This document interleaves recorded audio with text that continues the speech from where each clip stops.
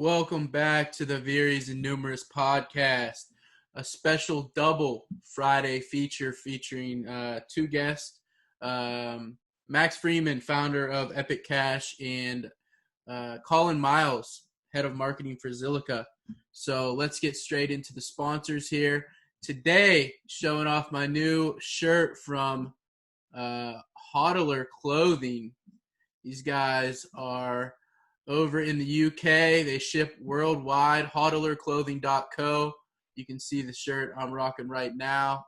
The Nakamoto jersey. Pretty sweet shirt, I think. Give them a check. Give them a look over at hodlerclothing.co. Check them out on Twitter, hodler_clothing, just like it's spelled on the shirt. And support the sponsors of this show. The other sponsors, straight into those guys. Special thanks to Thunder Games. Thunder Games creates games that integrate Bitcoin and process payments via the Lightning Network. They have numerous different games and run their own node. If you wish to connect, their public key is available over at Thunder, THNDR.games/. And a link to their Telegram is also over there. Thunder Games are making mobile games which enable players to win Bitcoin for free and use the Lightning Network to send prizes. Pretty cool to see what they're doing over there. They're available in the Google Play Store and iOS. Check them out, thunder.games. The Bob Shop, the most diverse blockchain and crypto clothing store on the web. They have it all: privacy coins, Bitcoin, Ethereum, Bexy Exchange, Mimblewimble, hoodies, hats, shoes, tees, Epic Cash gear. Go over there to support the Bob Shop and get your cryptocurrency gear. bobcrypto.co.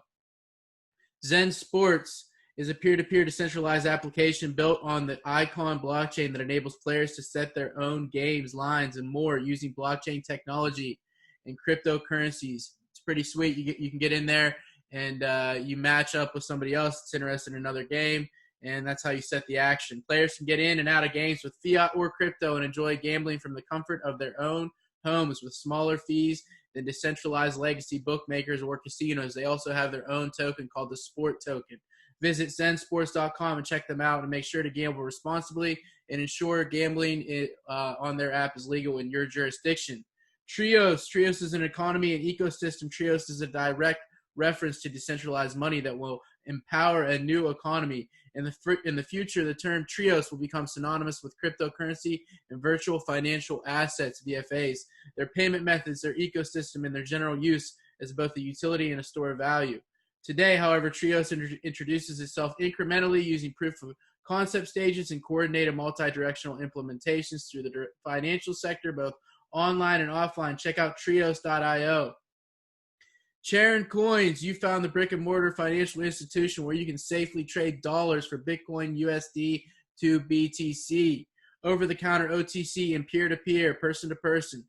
They facilitate transactions of all sizes, including high-volume transactions. Their headquarters is located in Milwaukee, servicing the MKE areas of Lakefront, East Side, River West, and all of Waukesha County.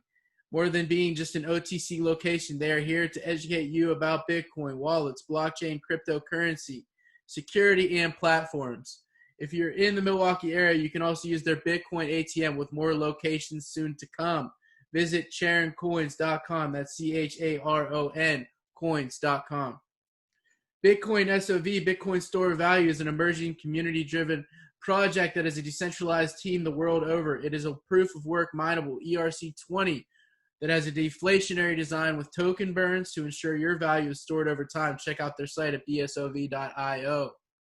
Lucio Paletti, digital artist and self-described propagandist known for his iconic Bitcoin artworks, is available at Lucio Paletti. That's LucioPoletti.com. And that Andy Warhol came from Lucio that I love so much. Pittsburgh guy, Andy Warhol. Flashcoin. Flash is a reinvention of Litecoin built to scale for worldwide commerce and fast enough to handle everyday transactions. The flexible and easy to integrate core code allows exchanges and wallets to add Flash to their platform within hours. With a settlement time of around 5 seconds and consensus within 2 minutes, anyone, anywhere can use Flash mobile wallet as easily as cash or credit card. Visit flashcoin.io. And always remember to do your own research Bryer.io is not responsible for any of your financial actions. Take no one else's word. Always invest in your human capital and your financial sovereignty. And please enjoy these 2 episodes. Welcome back, episode 23 of the Vires and Numeris Podcast with the head of marketing for the hottest project arguably right now in the crypto space, Mr. Colin Miles, who's been kind enough to spend a bit of his Friday morning with me in Singapore. Thanks for coming on the show today, sir. No problem. Look forward to it. Yeah, Zilliqa, I love the name. It kind of flew under my radar a little bit. I've been in blockchain since pretty much the beginning, but I have a little bit of when there's a lot of coins, I'm a little bit reluctant to get into a project. And then I started looking more into Zilliqa, and I got pretty interested in it. And then now we've seen it pretty much triple or quadruple in price in like the last 60 days. So that definitely makes people even more excited. So I wanted to get you on here. You're the head of marketing. Talk to you a little bit about it. Yeah, it's been quite a ride the last few weeks. Yeah, so just for everybody real quick before we get into it, all-time high Zilliqa was 23 cents. Currently at 2.5 cents, a little bit over 2.5 cents, up 230% the last 30 days. $236 million market cap, number 34 in valuation, and total supply of circulating supply of coins is 9.251 billion. Circulating supply 12.5 billion. So with that, we'll get into the good stuff. How did you find cryptocurrency? Was it Bitcoin? What got you into it? Definitely Bitcoin. And I had the good fortune to walk past an ATM in 2013.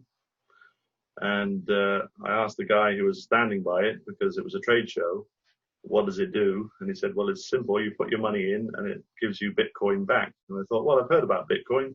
You might be able to buy coffee with it. It's going to be cool. So I stuck $50 in there, and it spat out a piece of paper with a QR code on it.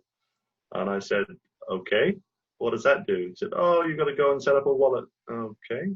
All right. So I went off and did that with blockchain.com. And yeah, it was quite cool to have that original Bitcoin, because I didn't look at it for a while. And about a couple of years later, I looked at the wallet, and it had gone from $50 to $400. And I thought, right, this might be worth investigating. And then I started to really focus on the community and talk to people who knew about it and were doing things in the space. And then it got me into that realm of crypto anarchy, which was quite interesting, the more extreme side. But then I thought the potential is absolutely incredible. So I managed to find a more commercial way of thinking about it. Yeah, I'm an anarcho-capitalist myself, so I like to hear that crypto anarchy drew you in. So what did you have any sort of background studying economics or technology before you stuck your money in that Bitcoin ATM?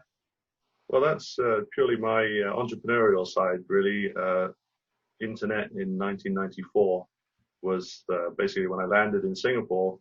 I was in a publishing company, and the boss said, this is going to change everything. This is the internet. It's incredible. We're going to do something. So I just went straight into helping him build an internet division, as we called it, and then had a long career of ups and downs in the .com with my own projects as well, which was very exciting. And then shipped after 2001, which was not a great year, into mobile. And mobile was a fantastic step change for adoption of technology and usage, and especially the ability to communicate through content.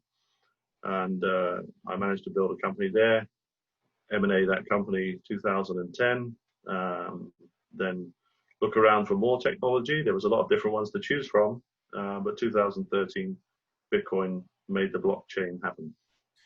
I didn't realize you had such a deep entrepreneurial background. I'm going to have you on another time to talk about that, because I like to have entrepreneurs alone on this show. And you're the blockchain guy for Zilliqa. So yeah, different show, I guess.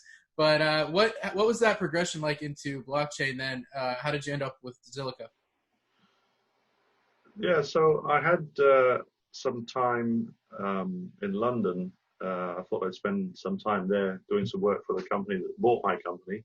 And that was interesting, working in the mobile advertising app space. But at that moment, I thought I really needed to get a more solid understanding of the blockchain.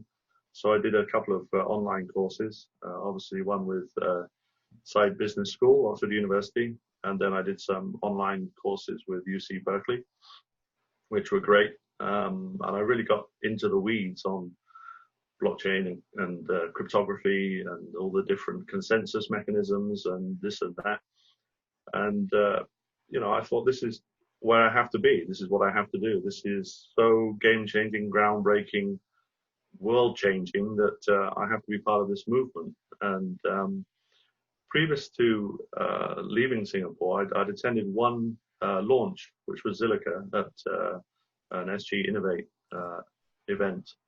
And I'd seen the blockchain grow on the testnet and actually put its money where its mouth was with TPS. The transactions per second were significant.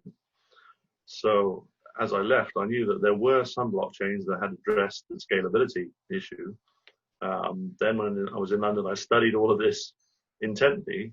And when I came back, I thought, well, I'll have to work in the blockchain. A friend of mine invited me to invest in a company which he had founded called NextID, which was a cool company because it works in identity management and specifically credentials, verifiable credentials. Mm-hmm. And I think that's a really important service use case for the blockchain, and he's built a very good business there. But it's using the government mandated platform, which is Ethereum. So effectively, we discuss throughput quite a lot on the Ethereum blockchain, and there are some limitations there. So it's a fantastic product. It's a fantastic blockchain to build to, which companies like NextID can work on very effectively, and even the government department that built the open cert system, which is a bit like a US block certs system. It works very well, but the scalability can be called into question. So obviously that's being changed now, but Zilliqa addressed that head on, built from the ground up at the protocol layer, mm-hmm. something which takes a lot of transactions per second. And when they asked if I'd be interested to join, I thought it's a global blockchain. It's got a huge potential. I just think it's the right place at the right time.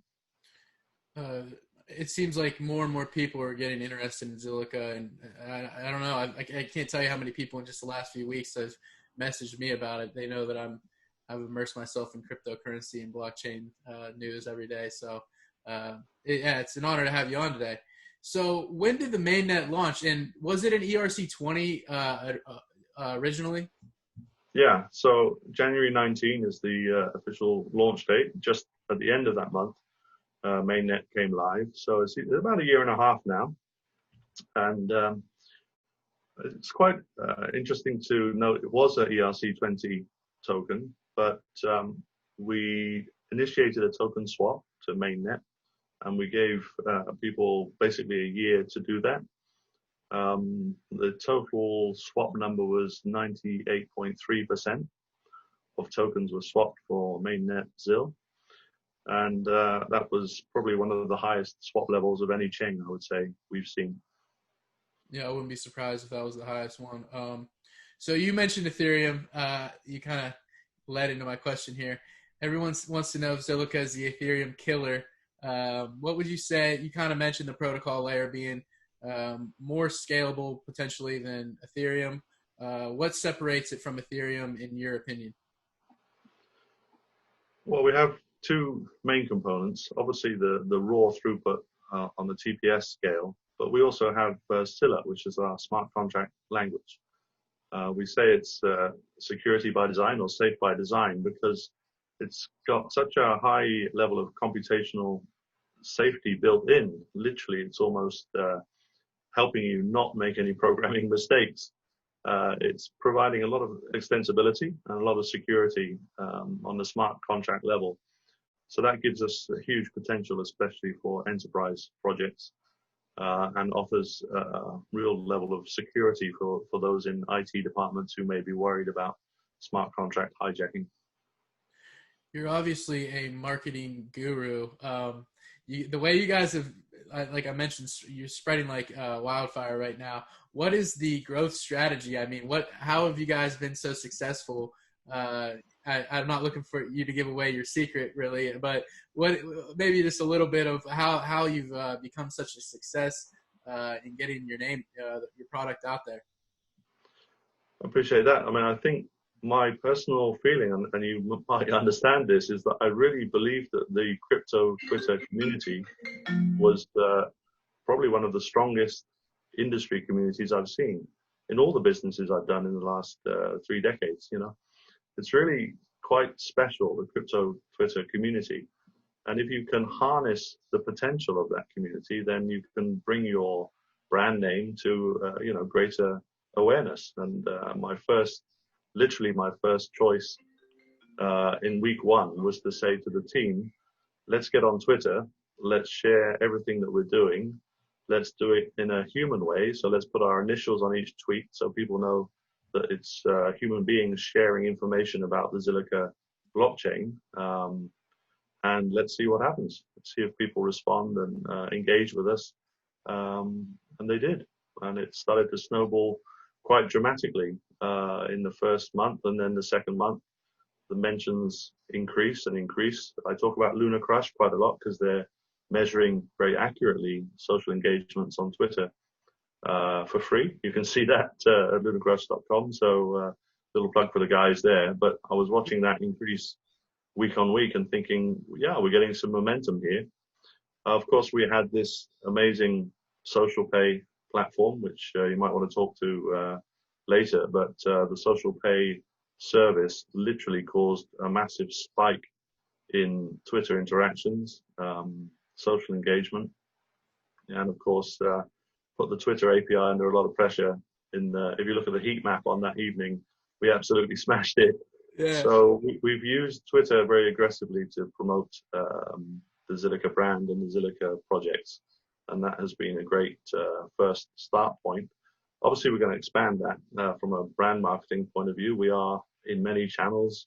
We do a lot of Telegram. So Telegram is huge for us. Probably got about 30 to 40,000 people on Telegram Zilliqa groups. That in itself is a massive amount of messaging to read every single day. Right. I wake up and I say, okay, I've got 5,000 messages to read on Telegram this morning. Where do I start? Yeah, that takes quite a bit of time to get through the Telegram messages if you're in just one group.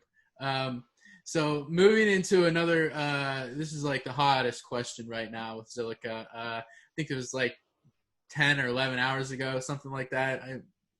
In the last day, you guys announced that you're going to provide staking on Binance and KuCoin, I believe. Yeah. What do you have any? Can you give me any sort of details about that? Like I heard a rumor 10%, a little bit over 10%. Is that accurate? Yeah. We had a little bit of a change with the inflation logic. Unfortunately, I'm not a mathematician, so I can't really explain the detail of it. But the basic premise is we wanted to maintain a 10% interest ratio, if you like. So the staking seed node partners have roughly 10% to share amongst their pools. So the first 2 exchanges will use a pooling mechanism. So as many people as want to stake can stake.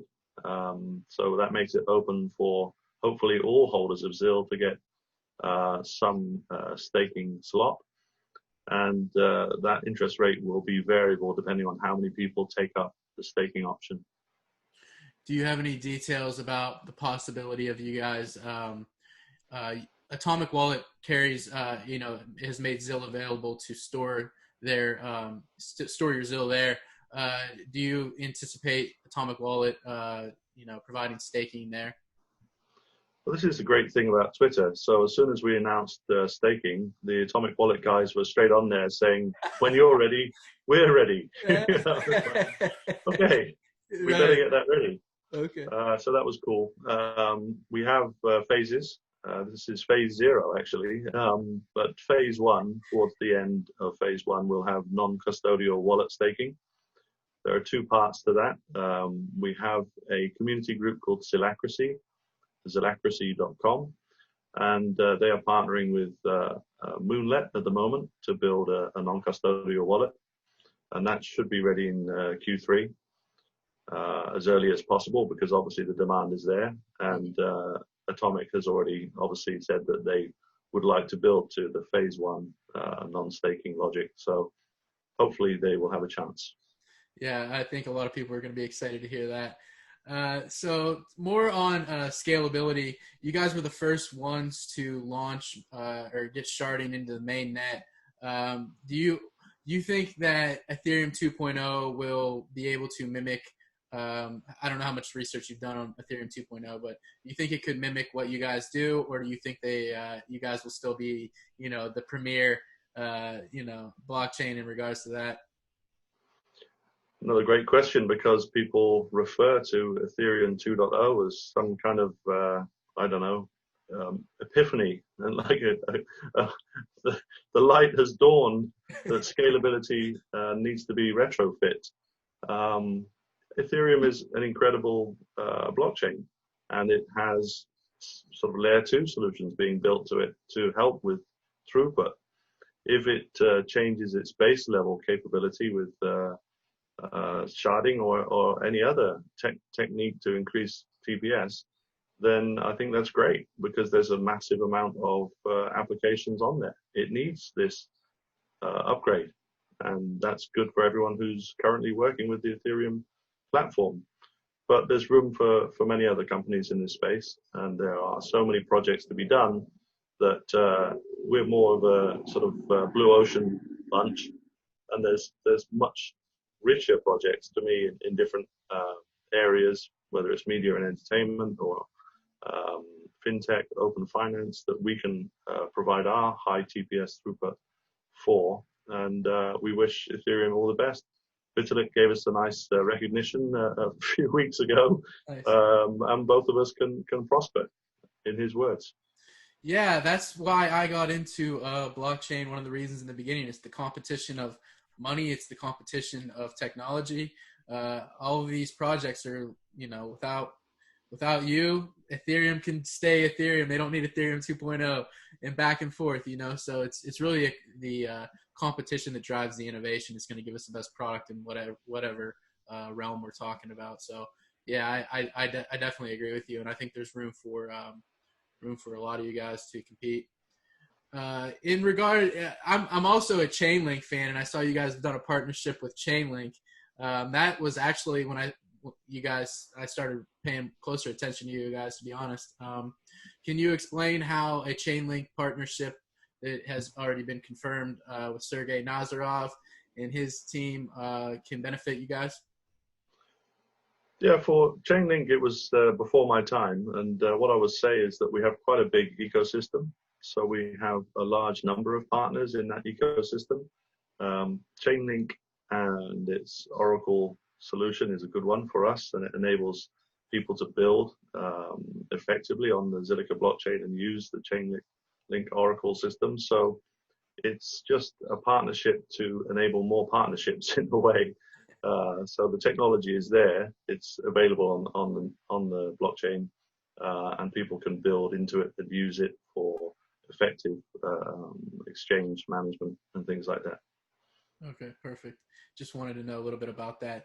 I asked you a little bit about this before we got on here, but I'm curious about the privacy, and that's something that's really important to me. Is that something that Zilliqa is focused on? I saw something about ZK-Snarks being added. Just real quick on that, if you wanted to speak on that. Yeah, it's a fundamental part of any blockchain. It's a fundamental part of the industry, and it's a key driver in many different projects. In terms of our technical team, they've more or less finished or completed their version of ZK-Snarks, and we feel that there is an opportunity to add that layer to transactions going forward. We already have a partnership with Incognito to enable basically a ZIL wrapping for anonymous transactions. So that's probably the first place people should start with the Incognito solution. But yes, we'll probably have our own native friendly ZK-Snarks upcoming soon. Okay, perfect. You guys are doing so much. I hate to run through these questions, but it's like you guys are doing a lot on a lot of different fronts, so it's very interesting. And I just want to make sure I hit on all the big things. Love to get more into all these things, but time constraint and stuff. Now I see more about a stablecoin you guys are working on. I think Y Combinator backed Xfers, and you guys are working on that. You guys seem to be pretty well connected with the Singapore government. What is the deal with there? Can you give us a little bit of insight? People that are outside of Singapore and maybe don't have their ear to this every single day. What's going on with that? And do you think this is a Tether competitor? Yeah, it's interesting. Again, there's room for so many different stable coins, and we've seen a huge uptake in the stable coin adoption rate across all types, whether it's the US type or, in our case, a Singapore stable coin. Xfers is a company which has a license. It's a regulated partner in the financial services industry under the Monetary Authority of Singapore. So I think that gives a certain amount of trust for the products and services that they create with our technology. XSGD is the Singapore stablecoin, so it's literally pegged 1-for-1 to the Singapore dollar, and people will be able to do a number of different things with that. The first stage was just to get it live technically and working. People could buy it on crypto.com, for example. But now we're adding more layers of functionality. So Xfers has quite a big merchant network. So they're a back office provider for online merchants. And also they've added a couple of our wallet partners. So with that, the ability to move the stable coin around the economy is becoming greater and greater. They actually have a public launch of the XSGD planned. So in a few weeks, we will see retail type events whereby people could clearly use the stable coin in shops. Okay. Moving on to HG.ex. You're going to be able to tokenize stocks on, this is basically a security token exchange. Am I correct about that on Zill? Yeah. So, I mean, there's not too much new in security token offering exchange hype, inverted commas, because people have been talking about it as the new ICO, and that has happened over the last year. And that's kind of unfortunate because STOs, when you work with really established companies, don't seem to feel like ICOs. They actually feel like what the blockchain does deliver, which is fractional ownership, which is very exciting. One of the most exciting things I ever read in the first years of blockchain theory was the ability to break down assets into smaller portions. So masses of people could own valuable things. And that got me very excited. And now we have a situation with HG.ex where they can take, prime assets, private shares, for example, in corporations through broker partners, and take, for example, a share that is currently worth $10,000 and break it down to single dollar pieces and let 10,000 people own a very large brand name company. Yeah, I think that's definitely the future too. Just like crypto, being able to break things down into small increments, and everybody can be a part of whatever they want to get into. I really like that. Something I'm not completely sure of yet. The token burns. How does that work exactly with the 12? Whatever I said earlier, 12.5 billion total supply. In the end, can you talk a little bit more about the supply and how many tokens will be burnt? We're not burning any tokens. There's a total amount of 21 billion, roughly. The remaining 9 billion are being mined. So much like Bitcoin, there's an emission rate, and the mining will get through that amount within 10 to 20 years. So everything is set. There's going to be no change in the number of tokens. The only tokens that are frozen are the ones that weren't swapped. So we have to come up with a plan for that. But it's a tiny percentage. So we have to think how to do that without disrupting the service overall. But yeah, there's a set figure. People say it was a kind of play on the 21 million from Bitcoin. We got 21 billion ZIL, but you know, that's a nice apocryphal tale. So I would say that yeah, there's no burning plan. Okay, so that's fake news. What I read then. All right, that's why I had you on here. Can you talk a little bit about the domains? You can get .zil domains now, which I think is pretty awesome. One reason I know that somebody would want to do this is, you know, we live in an age of censorship, and having the ability to put your domain on the blockchain and maybe have a little less. You might not get your website shut down if you're doing something, you know, which you shouldn't get it shut down for, just having an opinion, a political opinion, or anything else. What other sort of you know, avenues would you say somebody would, and what sort of success have you guys had so far with these domains? Well, Unstoppable Domains is probably our best example company at the moment, because we kind of helped fund it originally. They built a platform which is specifically about decentralization and providing an alternative to the current domain registry, something that is on the blockchain and therefore available indefinitely and cannot be shut down. The mission is a very clear mission. Brad is a great spokesperson for decentralized internet. He has a .crypto, which is on Ethereum, and a .zil, which is on Zilliqa. So he's made a choice there, two of the best blockchains.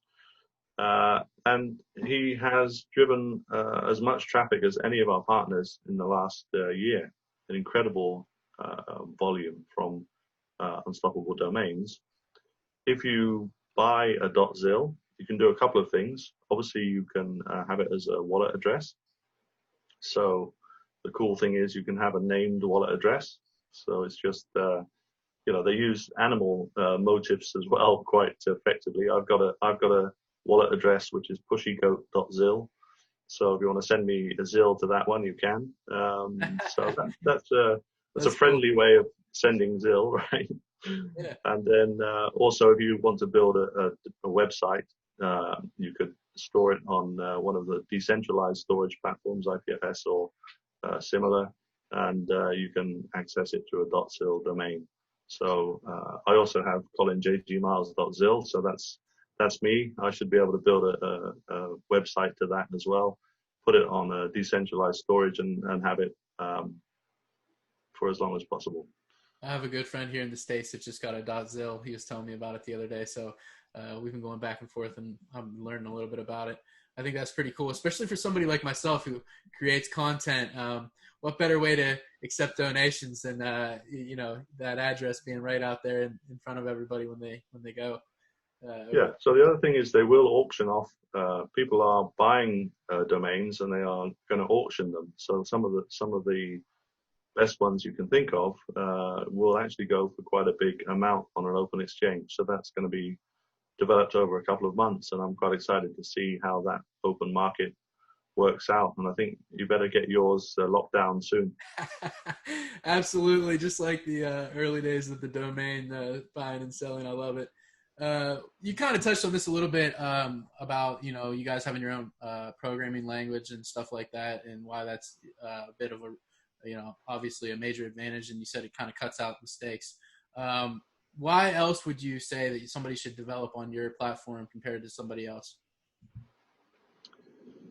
Yeah, I mean, it's something we've thought about, because it is such a key part of building any blockchain, is building the community and building an environment where the developers can create applications that can essentially do important things for society or make them money, one or the other.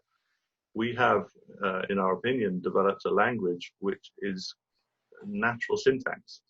So you can actually take something which seems like a normal business process, explain it in normal English, and then put it into the Scylla code quite effectively. And that is an important differentiation, I think, from other languages which do require real engineering nous to understand. So I think the smart contract language we have, obviously it's not for complete novices, but you can spend some time. You can go to learnscylla.com and you can go through a few tutorials, and fairly quickly you can create applications, dApps to the Zilliqa blockchain, and see your handiwork in action on the blockchain. So it's an opportunity to enable large numbers of people to program to a blockchain. Yeah, with the throughput you guys can do, I think this is that's definitely the future, and you know, we need this for real decentralized applications, not to be built things a little bit more progressive than CryptoKitties or things of that nature. So do you know how many off the top of your head, how many nodes you guys currently have, or, you know, approximately? Yeah, it's effectively 2,400. Okay. And what about transactions per second? So for the testnet, the maximum push was 2,828 per second. What we have on the mainnet is not yet something we can specify as a number per second, because the amount of transactions hasn't reached that level. So we are wondering if there's a mechanism or a way of perhaps flood testing the mainnet, just to see how far we can push it. But that has a whole number of consequences as well. So we're wrestling with this question of proof, because people will get on Twitter and start saying, well, you know, you haven't proved anything on the mainnet, so we don't know if you do 2,000 transactions per second. We know we can do thousands of transactions per second, but it's how do we prove that? We have to find as many applications as possible to go simultaneously at that second to hit that level. So it's not such an easy thing to prove on mainnet. Obviously, we've transitioned from testnet to mainnet. We believe in the technology completely. We have proven it on the testnet, and we would expect to be able to process thousands of transactions per second on the mainnet. And smart contracts do different things. If you do just pure financial transactions, theoretically, you could do 10 or 20,000 per second. If you do complex smart contract operations, you may only be able to do 1,000 per second. So there's a lot of variables in it as well. I think it takes a lot of explaining, because people like to talk in absolutes in this region of tech comparison, and I find that very difficult because it is complicated. Absolutely. Yeah, that's not an easy question just to pin down, and it's interesting, and it's pretty cool to be here. We're still very early in blockchain, and this is taking me back to like when we got my first computer when I was a kid. The internet was in a constant process of scaling. So we were able to do like certain things, and then we'd break it. And like that, I look at that the same way what you're talking about with transactions. Like we could do a video, but it was choppy and all that stuff. And now look, I'm talking to you on the other side of the world. So, but the only way, what you're basically saying for the audience, and I know a lot of people will understand this, but to the layman maybe or novice, you don't want to break you don't want to break your blockchain. You don't want to flood it with transactions, because then people that are trying to use it for utility purposes can't use it. So it's not an easy thing to say you guys do X number of transactions. Yeah, and I'm happy for the overload to come and see if there is a challenge at that level. And we're building services which I think will drive significant volume. The social pay service drives significant volume, for example, an immediate spike in transactions. So let's see how far we can roll that out. Let's see how large the number of transactions we can drive into the blockchain. But of course, we scale in a linear fashion. The more nodes we add, the higher we go. It's not going to chug the blockchain if we have significant volume and we add more nodes. We're going to just keep going faster. Right. This isn't something that I had anticipated on my list to ask you, but I'm kind of curious. Is Zilliqa widely? I mean, you guys are pretty big. It seems like in Asia and Singapore? Are you guys like, is something that you would see if you turn on the television? What kind of advertising? Is there any sort of advertising that you guys do in that regard, like locally, or what's that like? Well, it's not really a consumer-facing solution at Right. this stage.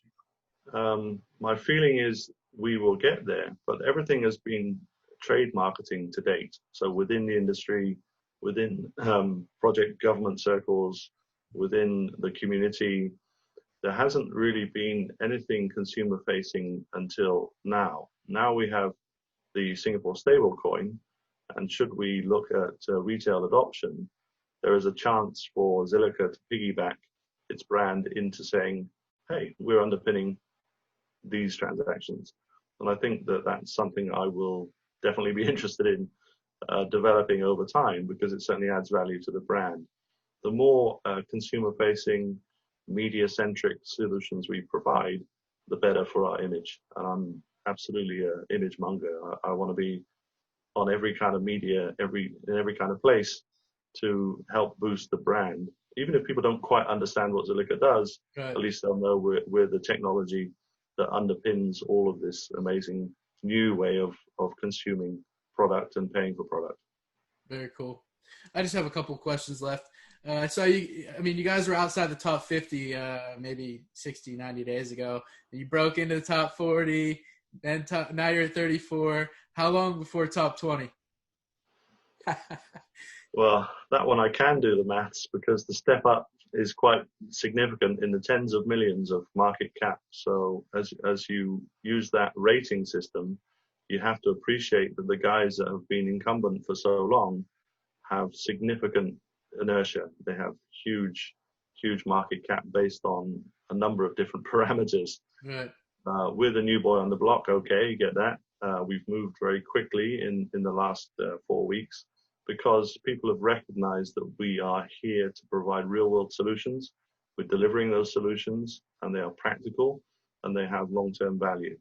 So as we continue to deliver projects like HG Exchange, like stablecoins, like staking, we will rise further up those ranks. We have a guy in the office we now call the Oracle, who predicted our break into the top 50 on the exact day. We are asking him to predict the next uplift. Of course, we do feel we should be in the top 20 blockchains as rated on CMC or CoinGecko, because we have all of the credibility to be that company. We have a working proposition, a mainnet which is solid. We have all of the solution capability to build out to any country, anywhere in the world, and deliver Zilliqa as a solid platform for open finance. So it's the real deal, and that's why we should be, higher up the rankings, and we intend to be. I have an inkling that you guys are going to be in the top 15 in no time, to be honest with you. I can see it happening sometime next year. I'm not the Oracle, but that's my little guess. Yeah, I appreciate you coming on. This is the last question I have for you.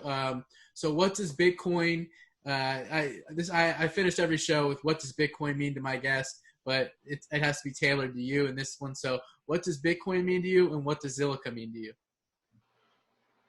Well, reading the Bitcoin white paper on an airplane, and reading the last couple of paragraphs and thinking what the block space chain could actually do was quite a key moment for me. I was just conceptualizing trustless interactions across everyone on the planet, a peer-to-peer economy where middlemen were not required, and everyone could have a store of value or a mechanism of exchange which was immutable and indisputable. And that enabled me to pay for your time, you to pay me for my time, us to pay someone for some goods.